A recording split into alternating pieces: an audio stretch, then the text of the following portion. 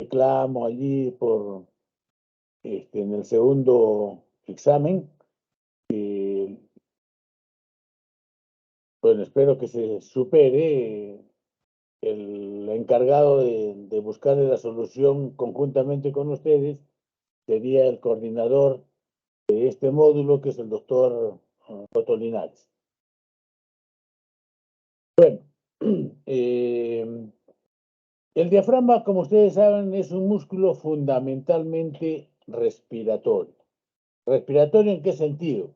En el sentido que su función es netamente, interviene en la función respiratoria.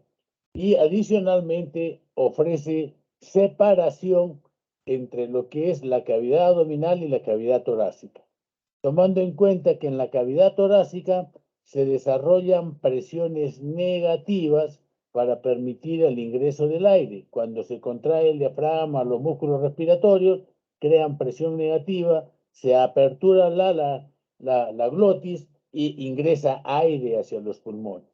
Los pulmones no tienen actividad propia, es prácticamente se deja llevar por la acción de los músculos respiratorios. En cambio, en el abdomen la presión es altamente positiva. Por eso es que fácilmente ustedes pueden comprobar que si alguien apertura el abdomen, se va a producir una evisceración, ¿no? En cambio, en el tórax no se produce evisceración, sino lo que se produce de primera intención es el colapso pulmonar.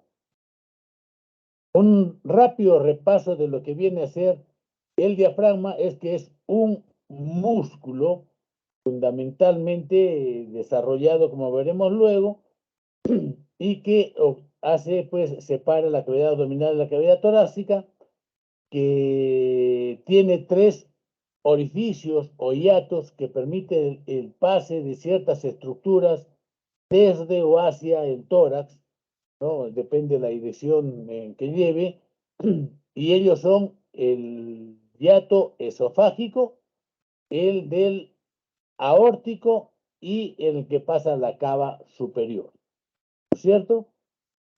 La cava inferior. La cava inferior, hiato esofágico y por donde pasa el, la aorta. Por eso se llama el hiato aórtico. Su inervación, recordarán ustedes perfectamente de sus estudios de anatomía y fisiología, que está inervado fundamentalmente por el C4, que tiene el nombre de nervio frénico, y frénico, por eso el diafragma se toma el nombre de frénico también, ¿no es cierto? Entonces, adicionalmente, algunos ramúsculos de C3 y C5, pero fundamentalmente es C4. Las arterias que lo irrigan, como se trata de mostrar en esta imagen, provienen fundamentalmente de la aorta en la parte central y posterior, como se mira acá, y en la parte periférica está aportada por ramitas que dan las intercostales de los lugares donde se inserta el diafragma. La parte venosa va a desembocar directamente hacia la cava inferior, ¿no es cierto? Y algunas venas suprahepáticas, pero fundamentalmente es la cava inferior donde va a desembocar el drenaje venoso. Aquí un corte para más o menos orientarnos y fundamentalmente tomar en cuenta la forma que adopta el diafragma. Es el de una cúpula. En la parte media central está elevada y en la parte lateral se deprime, está hacia abajo y mucho más hacia la parte posterior. De tal manera que esta cúpula hace un receso, un espacio en declive. Y esto, ¿a qué nos lleva? Que cuando en el tórax se acumula líquido, ¿no es cierto? En pequeña cantidad, en primer lugar, va ocupando este espacio, este receso. De tal manera que en una radiografía simple de tórax no apreciamos la presencia claramente de líquido. Ya tiene que superar a este receso para que aparezca por encima del diafragma. Se ha calculado que esta cantidad de líquido en un hombre de 70 kilos, de 1,70 m, en fin, el estándar que es de un paciente, aproximadamente está superando los 300 centímetros de líquido en la cavidad torácica. En otras palabras, estos recesos acumulan un volumen de líquido de 300 a 350 centímetros de líquido para que aparezca en la radiografía simple, superando al diafragma. Obviamente que si nosotros tomamos una tomografía que se usa ahora, esto se va a ver claramente porque es altamente sensible. En una vista superior, en la parte superior, viéndolo para la parte torácica del diafragma, igualmente sigue siendo una cúpula, pero como ven ustedes, hacia los costados es muscular y hacia la parte central es fundamentalmente fibroso, ¿no?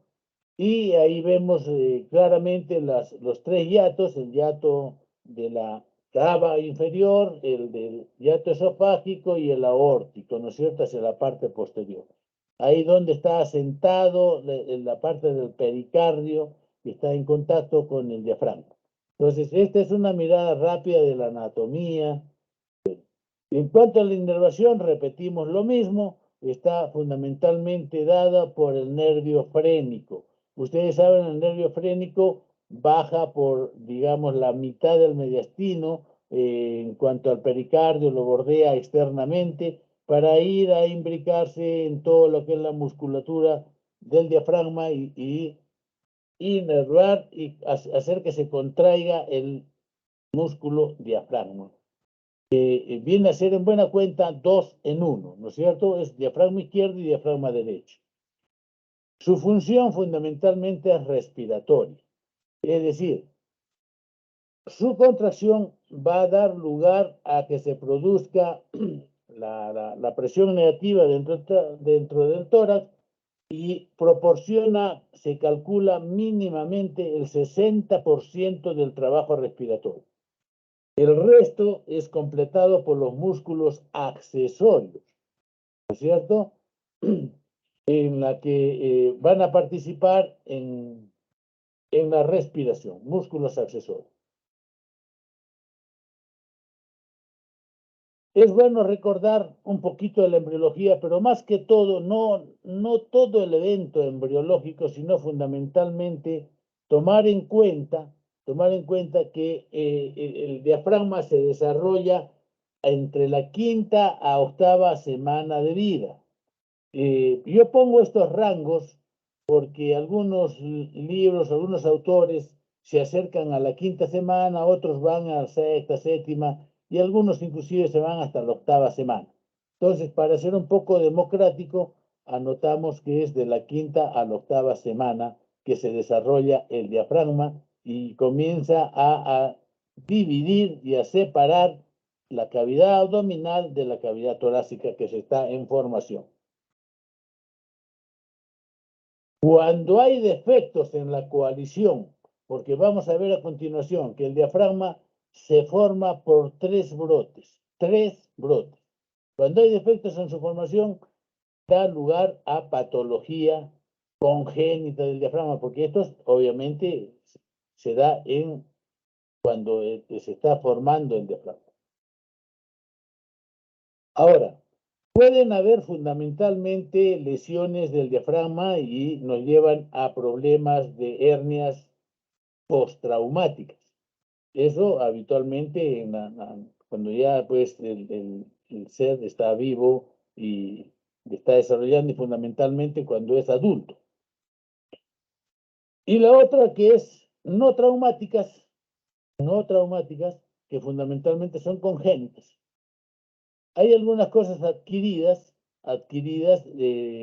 como por ejemplo las hernias del hiato, que más que todo se dan por debilidad del hiato esofágico, obviamente en personas que tienen sobrepeso o mujeres que han tenido muchos hijos, entonces el útero ha aumentado demasiado la presión en la cavidad abdominal y terminan por vencer la potencia del hiato esofágico y desarrolla pues una hernia.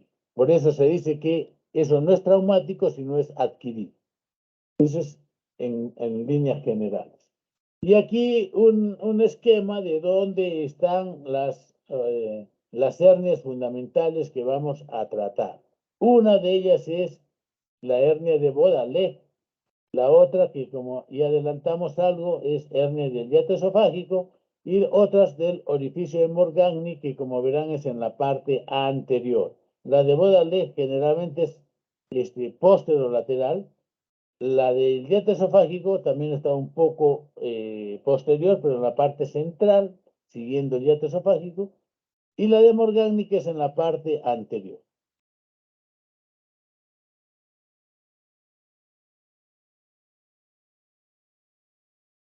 Aquí nos hemos pasado de largo, pero quiero recordarles lo siguiente.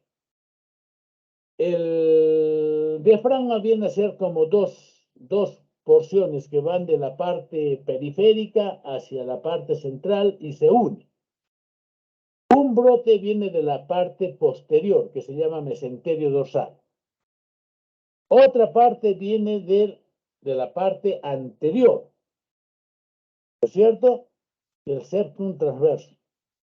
Y al tratar de unirse, ambos brotes dejan una parte central que es cubierta por la pleura y el peritoneo.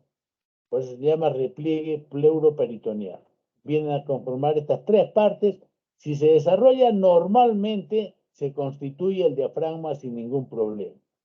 Si hay alguna falla en la formación del mesenterio dorsal, puede dar lugar a la hernia de Beaudalé. Si hay una falla en la parte anterior, da lugar a las hernias de Morgagni. Y en lo que se refiere al repliegue pleuroperitoneal, puede estar incluido en la hernia de Beaudalé. Ahora ya tratando de tocar el tema rápidamente, las hernias del hiato esofágico. Hemos dicho que el hiato esofágico está conformado por los dos pilares, un derecho y un izquierdo, conformado por músculo bastante potente que nace o se imbrica a nivel de L1 a L4, L1 a L4, se inserta esta parte muscular, se forma como un pilar, el nombre lo dice, y asciende, siendo más potente el del lado derecho que del lado izquierdo, o más grueso. Ahora, si nosotros seguimos estas fibras musculares que son musculatura fundamentalmente estriada, pero larga, lisa, larga, que son células bastante largas, si seguimos una de estas células vamos a ver que nace, digamos, en la parte ventral del abdominal, pero conforme va ascendiendo, va haciendo una acción de movimiento hacia adentro, hacia la línea media, para luego aparecer en la parte superior. ¿Ya? Esto es una conformación especial de los pilares del diafragma. Obviamente están cerca, juntos, y dejan un orificio lo suficiente como para que pase el esófago. Pero a su vez, esto con el desarrollo del tiempo, por las presiones abdominales, pueden ir haciendo que se dilate y da lugar a la aparición de la hernia del hiato esofágico. O sea, se debilita el ligamento esofágico, y va a fallar y va a permitir, por lo tanto, que por la presión que hay de la parte abdominal, ascienda el esófago, ascienda la tuberosidad gástrica, y esto va a dar lugar a diversos tipos de hernias del hiato esofágico. En cuanto al hiato, adicionalmente a esta forma del pilar, el mismo hiato en sí tiene unas estructuras laxas, pero que dan una muy buena función fisiológica, y que está dada por la unión de lo que es el peritoneo, por el otro lado la pleura, y finalmente hay pequeños vasos, vénulas, pequeños filetes nerviosos y algún tejido fibroso que se va a ir a unir hacia el esófago y parte superior del abdomen, como lo ven ustedes en la imagen. Generalmente esto permite que el cardias, que está aquí representado con esa línea en forma de sierra, el cardias lo mantiene en posición intraabdominal. Cuando falla esta parte del repliegue pleuroperitoneal o ligamento freno-esofágico, ¿ya? Este cardio se puede elevar y al elevarse va a perder un mecanismo importante de contención y va a permitir el reflujo de la acidez gástrica hacia el esófago.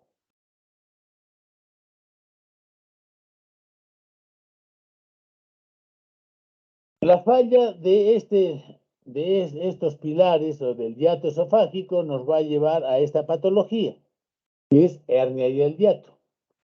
Como dijimos, generalmente se presentan en la edad adulta por el mismo problema de la obesidad o, como dijimos, en las mujeres por las gestaciones. Por eso es que se presenta en mayor frecuencia en mujeres que en hombres y en la edad que supera los 40 a 70 años. En ello intervienen la debilidad de los pilares del diafragma. En segundo lugar, también la debilidad del repliegue pleuroperitoneal.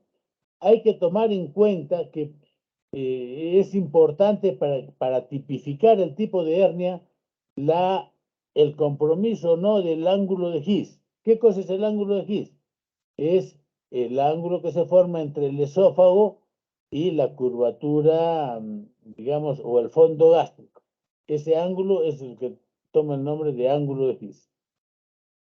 Y adicionalmente, bueno, el esfínter esofágico funcional en la cual interviene el ligamento freno-esofágico, los mecanismos del esófago en su parte unión esófago-gástrica. De acuerdo a la posición en que esté el cardias, vamos a tomar en cuenta estos dos tipos de hernia. Hernia por deslizamiento y la otra hernia parahiatal o paraesofágica. Lo que mejor describe es paraesofágica. Tener en cuenta que el prefijo para indica al lado de, o sea, es una hernia que se desarrolla al lado del esófago, ¿no es cierto? En cambio, la otra nos da a entender que se ha deslizado todo lo que se refiere, lo fundamental para tomar en cuenta, insistimos, es la posición del cardias y la unión esófago-gástrica. Si el cardias se eleva, tenemos una hernia por deslizamiento. Se fue hacia el tórax, donde no debe estar. Y la parahiatal o paraesofágica, que es que contenido abdominal, fundamentalmente al fondo gástrico, se eleva al lado del esófago, manteniendo, eso sí, el cardias en posición normal. Eso es lo que hace la diferencia. En las hernias por deslizamiento, vean ustedes acá la imagen que resume a grandes rasgos. El cardias queda en posición torácica, el ligamento frenoesofágico se ha distendido, el pilar de la subida de parte del estómago acá, hacia la posición torácica. Y lo importante aquí, que este ángulo, al perderse el ángulo o el ángulo de His, y entonces deja de funcionar adecuadamente este esfínter y permite pues el reflujo de contenido ácido desde el estómago hacia el esófago y va a producir elementos importantes como es la esofagitis, ¿no? Entonces, ¿qué vamos a encontrar? Que el esófago, que era de longitud normal, porque esto se desarrolla, insistimos, en la edad adulta, que por decir llega a los 40 centímetros aproximadamente, y al ascender va a quedar pues el esófago redundante. No se corta, sino que es redundante. Y esto es la diferencia fundamental con esa patología que ya ustedes han hecho, patología esofágica del esófago corto. ¿Ya? El esófago corto es pues, porque el esófago no llega a los 40 centímetros desde la arcada dental, es decir, ¿no? Midiendo la arcada dental, sino que tiene menor tamaño. Ahora, como consecuencia de la falla de este mecanismo de contención, sube ácido gástrico y se produce esofagitis. La esofagitis, si es severa, va a producir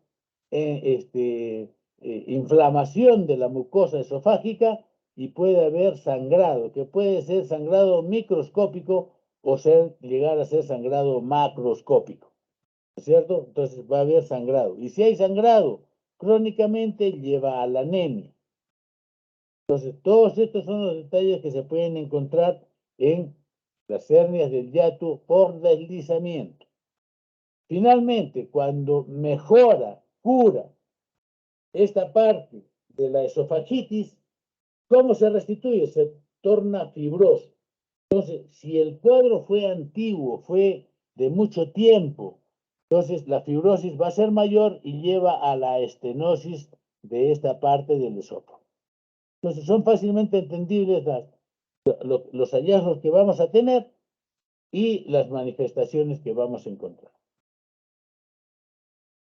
En cambio, cuando es hernia del hiatus o paraesofágica, ¿no? o parahiatal, ¿qué es lo que vemos? Que el cardias tiene posición normal. Lo que se han hinchado los pilares y lo que sube es contenido gástrico. Al subir contenido gástrico y mantenerse el ángulo de His y el cardias, entonces no hay reflujo. Por lo tanto, no va a haber esofagitis, no va a haber anemia, esas cosas no se van a presentar. Pero lo que sí, la subida de contenido del fondo gástrico, o en algunos casos inclusive llega a meterse por ahí colon, en fin, corre el riesgo de que haya estrangulación, ¿cierto? Ahora, dependiendo de la cantidad de contenido que hay en la parte torácica, quita espacio y va a dar sensación, pues, de falta de aire, de ahogo, porque me está quitando sitio, ¿ya? ¿Cómo se hace el diagnóstico de las hernias del hiato? Se puede vislumbrar o ya sospechar cuando tenemos una radiografía simple.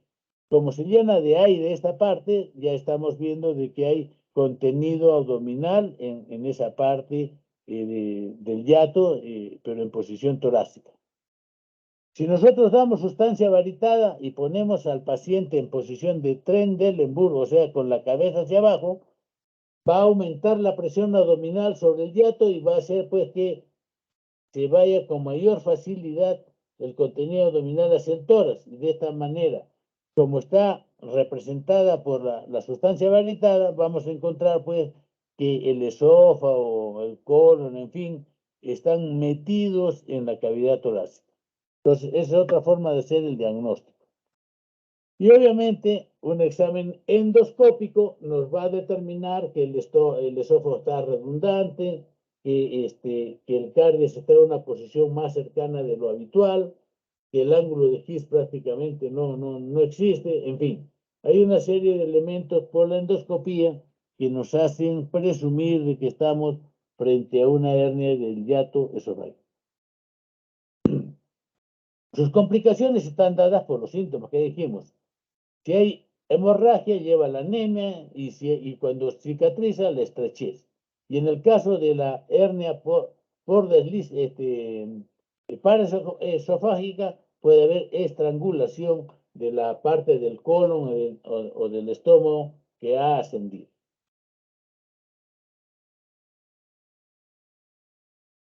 Acá tienen ustedes una pequeña tomografía, un ejemplo de lo que viene a ser, vean ustedes, que estamos acá viendo el corazón en la parte de delante, en los pulmones que están todavía, estamos prácticamente a mitad del tórax, y ya aquí se evidencia que hay contenido hidroaéreo que está dentro de lo que viene a ser el estómago que se ha ascendido a ese nivel.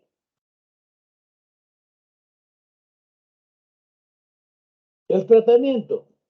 El tratamiento fundamentalmente sigue las pautas que estableció hace muchísimos años atrás, en el siglo XVIII, Nissen, y que consiste fundamentalmente en qué? En disminuir o juntar los pilares del diafragma para que no estén tan abiertos, dejando el orificio necesario y adecuado para que pase el desófago. Esa es una parte. Y la otra es darle una forma al estómago que ya se ha retraído y se ha dejado en posición abdominal, darle una envoltura ahí que impida que se suba hacia el tórax en otras oportunidades. Entonces, por eso se llama fundo, porque fundo plicatura, lo que plica es el fondo del estómago. Lo vamos a ver en esta pequeña imagen a continuación. Antiguamente esto se hacía obviamente por en la parte quirúrgica habitual, abriendo la parte superior del abdomen. En algunos casos muy raros se llegaba a través del tórax, pero lo más frecuente es que sea por vía abdominal. Con la llegada de la laparoscopía, esto se ha facilitado, se puede identificar claramente y ustedes pueden tratar esta hernia del hiato sin ningún problema. Hay algunas otras técnicas que son variantes de la fundoplicatura normal habitual o de la laparoscopía.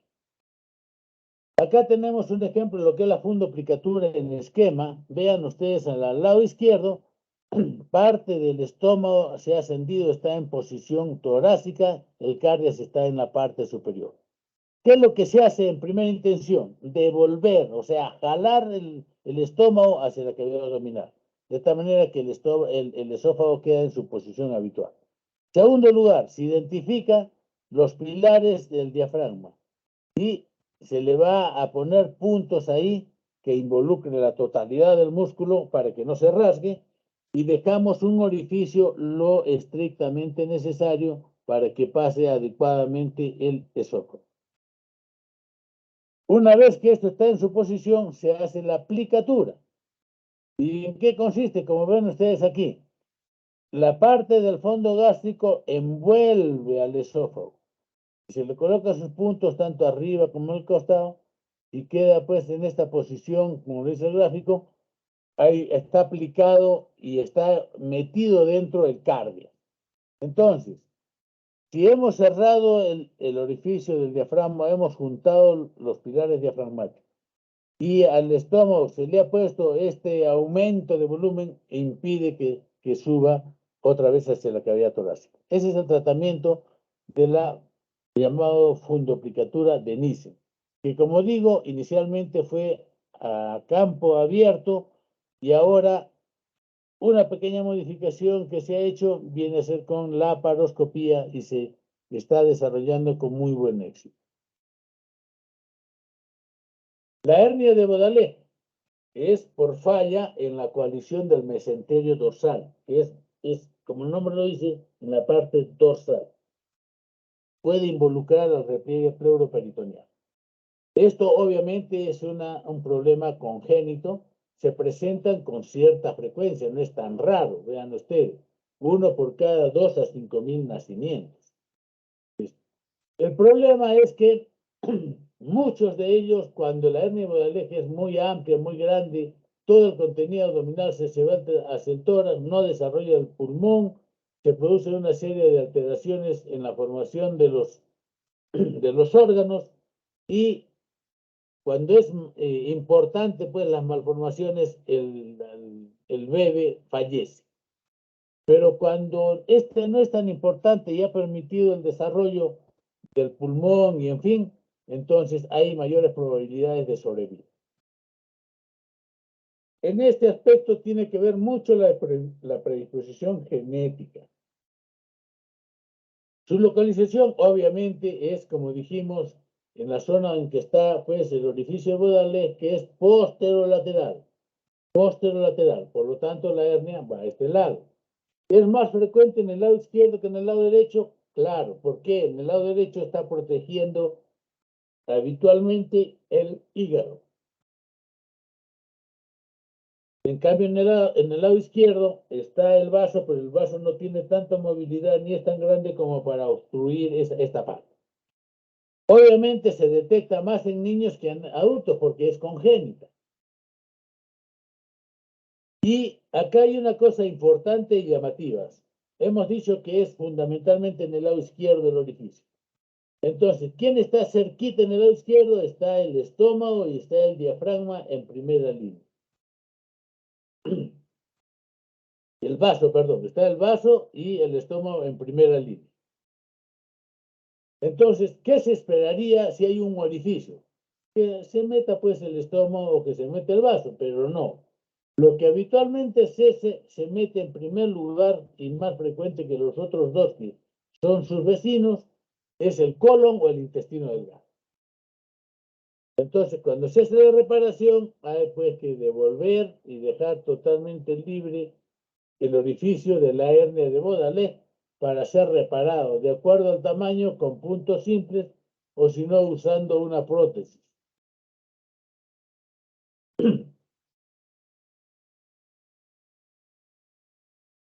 Si nosotros dijimos, si nosotros tenemos una hernia de Baudelaire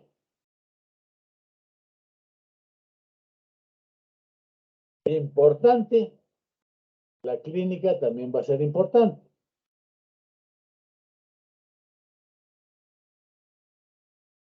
Y esto va de la mano con la magnitud de la hernia y los pocos que se instaló en el que va a ser recién nacido.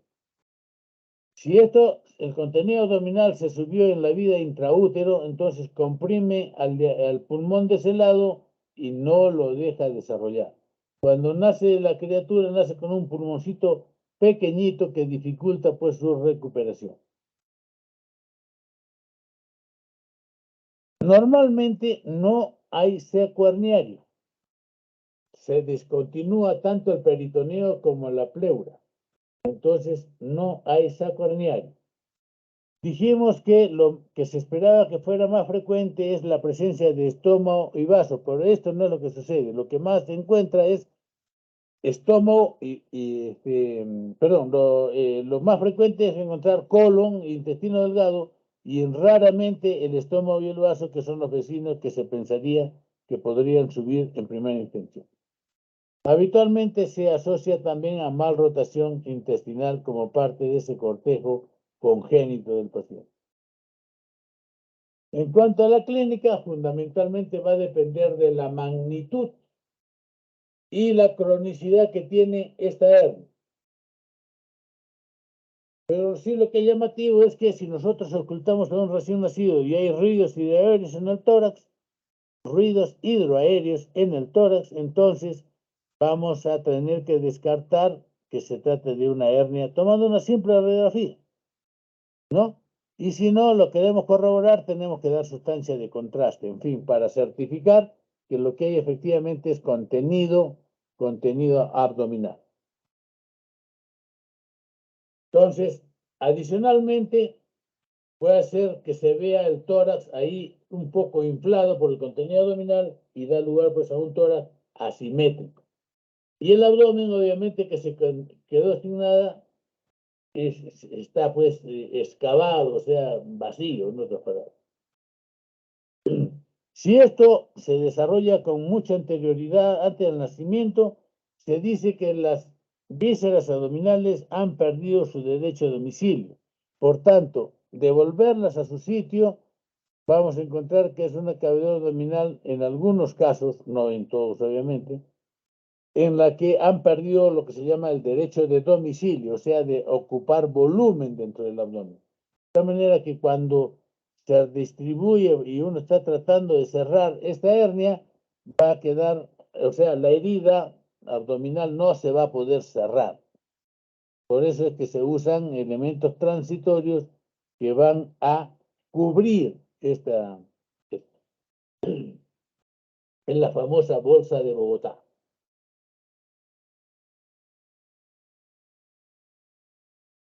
El diagnóstico se sospecha clínicamente, se sospecha por radiografía y se puede confirmar con sustancia varital. Sin embargo, hay que tener presente, vean ustedes acá la radiografía, no está muy claro que yo pueda decir acá hay diafragma o no hay diafragma, porque también tenemos imágenes de infecciones pulmonares que dan así este tipo de imágenes como si fueran niveles hidroaéreos. Entonces nos pueden llevar a la confusión. Por eso tenemos que hacer un adecuado diagnóstico. Aquí tenemos un ejemplo de una hernia de Baudelaire en la cual había en en el lado izquierdo está contenido abdominal que ha desplazado el mediastino hacia el lado derecho. Y acá, cuando ya esté corregido, vean ustedes, se ha restituido, se ha cerrado y todo el contenido abdominal vuelve a su lugar e igualmente el mediastino está en una posición normal y el pulmón está expandido. Pero en algunos casos esto es tan severo, tan adulto el paciente, que, que no se va a apreciar adecuadamente el desarrollo del pulmón. De acuerdo a la gravedad, muchos de estos pacientes, si el orificio es pequeño, fácilmente se va a solucionar el problema porque el pulmón está bien desarrollado, se entra y se cierra el orificio y el paciente rápidamente se recupera. Pero hay casos serios en la cual se puede llegar a tener que estar con intubación temprana, intubación traqueal y ventilación asistida, porque tiene el pulmón pues bastante pequeño, bastante falto de desarrollo. Obviamente que hay que hacer que el estómago que ha estado distendido, el intestino que está distendido, hay que evacuarlo para que esté lo más vacuo posible y ocupe la cavidad abdominal sin mayores problemas. En algunos casos ya exagerados se llega a usar lo que se llama el ECMO, que son las siglas en inglés de Extracorporeal Membrane Oxygenation, o sea, una membrana de oxigenación extracorpórea. Y eso se aplica por un tiempo mientras madura el pulmón y finalmente ya pues se puede reemplazar. El ECMO toma sangre de una vena y, perdón, al revés, toma sangre de una arteria y la devuelve oxigenada a la otra.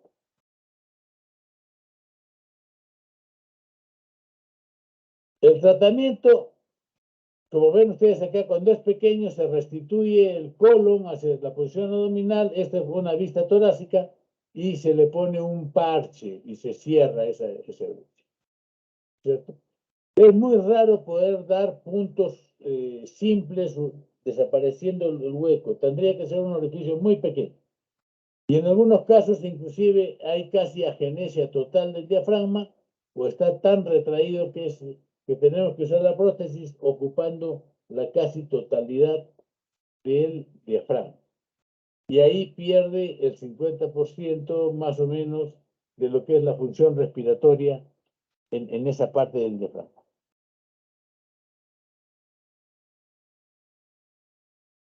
La hernia subcosto-esternal de Morgagni es por defecto en la parte anterior, detrás del esternón. Es congénito, generalmente tiene saco, lo que más fácilmente se mete ahí es el colon y el epíplon, y como la hernia va hacia la parte torácica, da síntomas de índole torácica, es decir, sensación de plenitud, sensación de falta de aire. El diagnóstico se sospecha por radiografía simple de tórax, se confirma mejor con la tomografía o con la endoscopía. En algunos casos, tomando en cuenta si tiene, tiene saco herniario, o sea que no hay solución de continuidad, para hacer un buen aclare de cuanto al diagnóstico, lo que se puede hacer es neumoperitoneo, ¿no es cierto? Entonces el aire va a ascender hacia esta parte de la cúpula y no se va a ascender pues hacia el tórax, ¿no? Pero en algunos casos, cuando se sospecha y sin saber si tiene o no sacos, porque no todos el 100% lo tiene, puede subir aire y causar mayor neumotórax y mayor compromiso del paciente.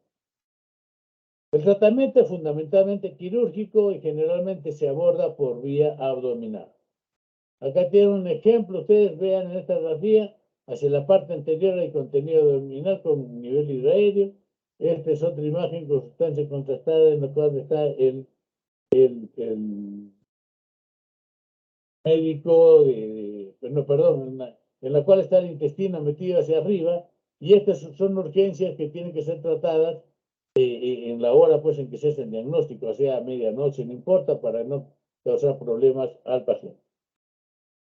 Las hernias traumáticas, bueno, son producidas pues, por agentes agresores, como son balazos, como son cuchillos, arma blanca en general, en fin.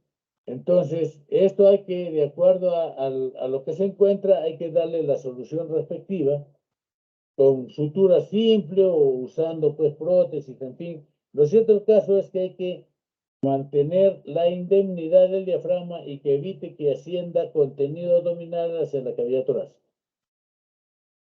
La complicación más grave es que el contenido que ha pasado por este orificio, que es pequeño, termine estrangulándose en la parte abdominal. ¿No es cierto? Entonces, esto hace que se complique mayor las hernias traumáticas.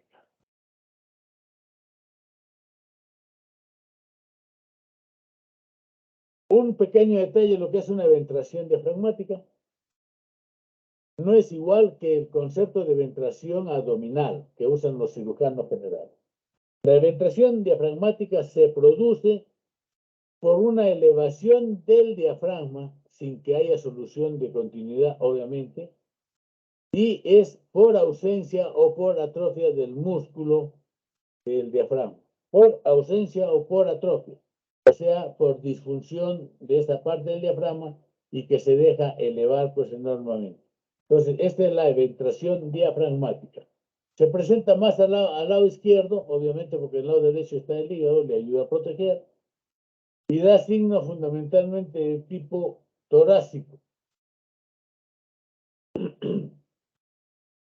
Se puede sospechar con una radiografía simple o con sustancia de contraste. Y fundamentalmente, cuando la ventración es importante, lo que hay que hacer es resolución quirúrgica. La más típica es tensar la parte inferior del diafragma y el excedente se pone encima del mismo diafragma de tal manera que ya quedan no una hoja, sino 3 hojas. Este es un ejemplo de lo que viene a ser una ventración diafragmática. Vean ustedes, está bastante elevado aquí este diafragma.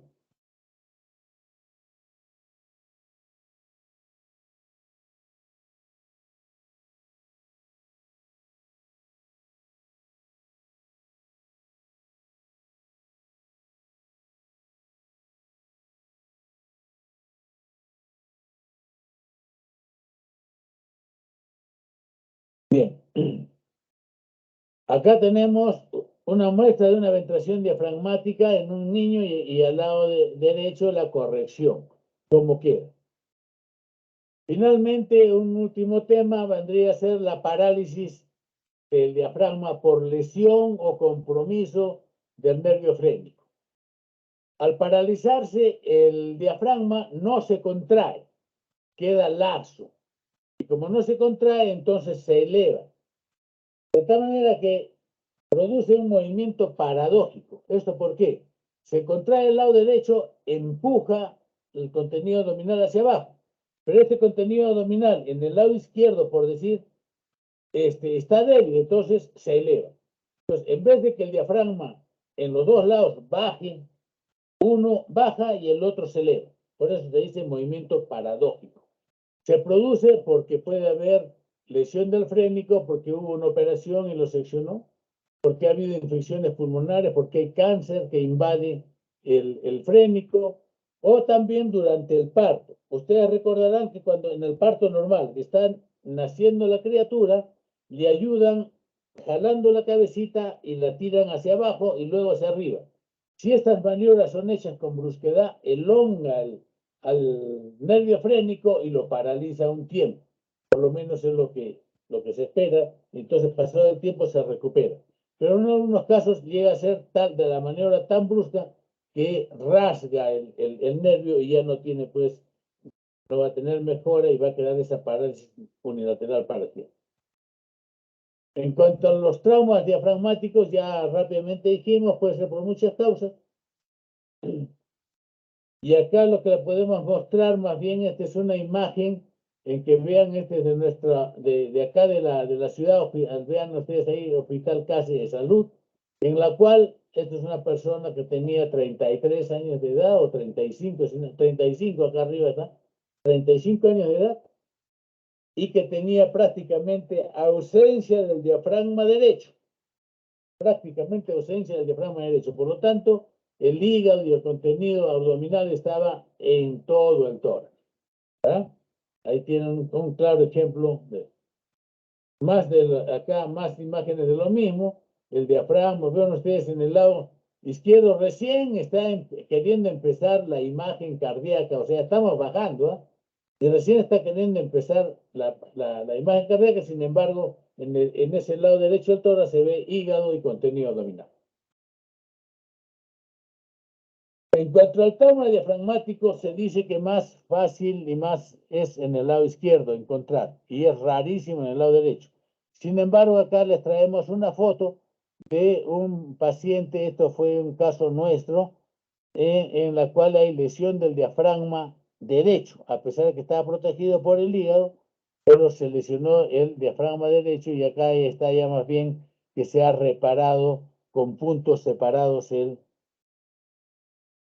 Finalmente, el diafragma, como tiene una cantidad de tejidos, tiene tejido muscular, tiene tejido fibroso, tiene vasos, tiene nervios, en fin, puede ser asiento de tumores benignos o malignos. Benignos o malignos. Y que están dentro del mismo diafragma. No estamos hablando de tumores que son del pulmón que invaden el diafragma, ni estamos hablando de tumores de la cavidad abdominal que invaden el diafragma. No, son tumores propios del diafragma, de esa pequeña y delgada lámina que es el diafragma. Estos tumores se asientan ahí en su parte interna, ¿no? Entonces pueden ser benignos y malignos, y de acuerdo al compromiso van a necesitar pues resección, especialmente si son malignos, y se va a reemplazar por una malla para que no se produzca ascenso de la cavidad torácica hacia la cavidad pulmonar. Eso sí, más bien que esto no tiene pues función, por lo tanto la acción de bomba, llamémosles ahí, para la acción respiratoria, está pues anulada en ese lado. Entonces ahí entran a tallar los músculos accesorios para hacer esta suplencia.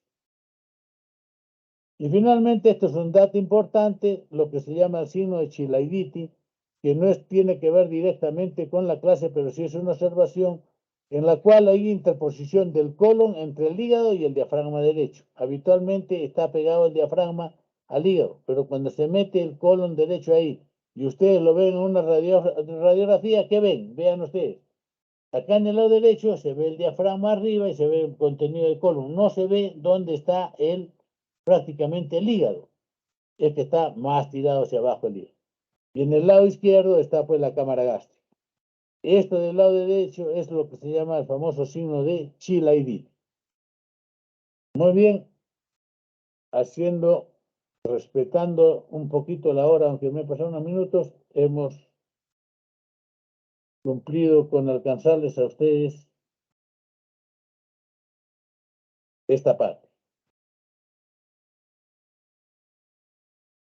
Si hay alguna pregunta, si no, muchísimas gracias por su atención. No hay ninguna, doctor. Muy bien. Gracias.